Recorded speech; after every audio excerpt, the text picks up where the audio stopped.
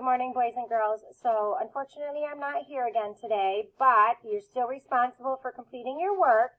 So today I want you to do your Pledge of Allegiance, do your daily check-in, listen to the number pair song to 10, skip count by threes, do your extra math fact practice, listen to part 2 of the War of 1812 and answer the question. You need to do Raz Kids, go to gym at 11:45, and then you have music at 1:30, and that's it. So if you can get all of this other stuff done in the morning, friends, you'll have the afternoon or part of the early afternoon and later afternoon to do whatever you want. So please get your work done. You need to make sure that your Zern is done up to lesson 2. That is for my B students only.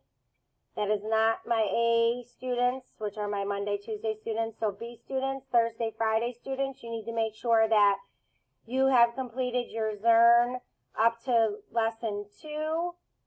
You need to make sure that you listen to lesson 1, the War of 1812 part 1, and then today is lesson 2, the War of 1812 part 2.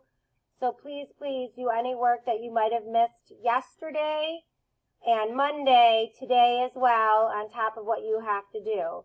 You all have an amazing day. I miss you, and I will see you tomorrow. Bye.